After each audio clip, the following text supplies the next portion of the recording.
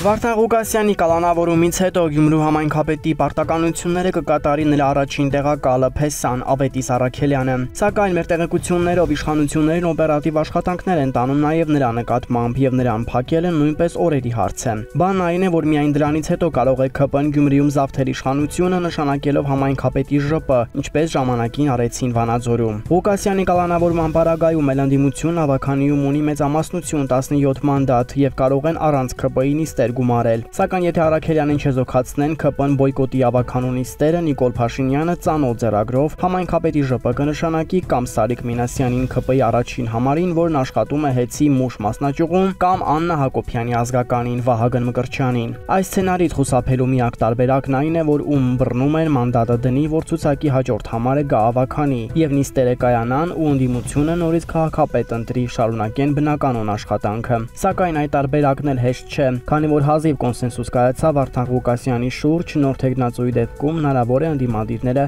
լեզու չգտնեն։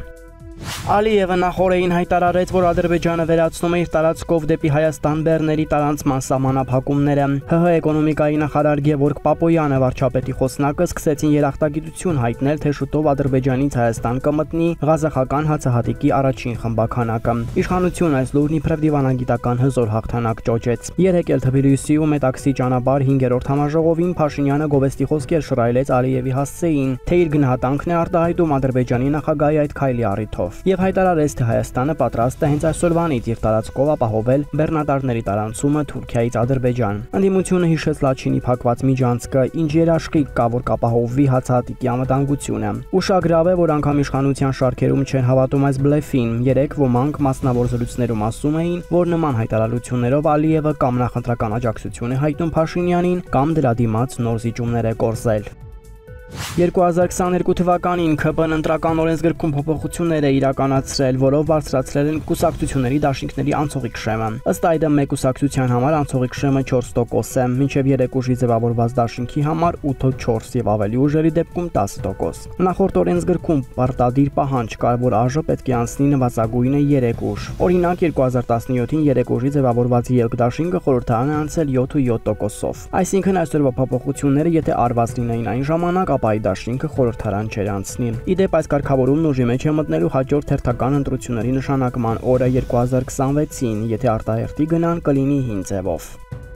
Կառավարությունն իր հակաեկեղեցական արշավի շրջանակներում մեր տեղեկություններով համագործակցում է օտարերկրյա կազմակերպությունների հետ։ Օրեր առաջ հրապարակվեց աղան քահանայի հետ Նաթան arczepiskopos-ի հեռախոսազրույցը։ Պարզ է, որ գաղտնալուսումն իրականացվել է ուժայինների, թերևս ԱԱԾ-ի կողմից։ Ապա այն տարածելու մեսիջները հանրությանը հասցնելու մանրակրկիտ ծրագիր է մշակվել, որը մեր տեղեկություններով իրականացվել է Equal Rights and Independent Media հավասար իրավունքներ եւ անկախ լրատվամիջոցներ ընկերությունը ՀՀ կառավարության հետ միասին։ Կառավարությունը տրամադրել է անհրաժեշտ նյութեր, ռեսուրսներ, ընկերությունը մոդելավորել է արշավը։ Մեզ ասացին, որ ընկերության փորձագետների խորհրդատվությամբ են կառավարությունում եկել համոզման, որ առաջիկա ընտրություններում հաղթելու համար անհրաժեշտ է նախ հաղթել եկեղեցուն եւ դա պետք է անել մինչեւ նախընտրական փուլը։ Այժմ նոր նյութեր են պատրաստում հրապարակելու եւ նոր քայլեր են մշակում։ Այս ընկերության հետ աշխատանքները համակարգում է վարչապետի մամուլի խոսնակ Նազելի Բաղդասարյանը։ Ընկերության փոխտնօրեն Ֆլոր Ագրայոնին ուղիղ շփվում է իր հետ։ Խոսնակը հետո հաշվետվություն է ներկայացնում Արայիկ Հարությունյանին։ Այս ընկերությունը իրականացնելու է նաև Pro-Elect նախագիծը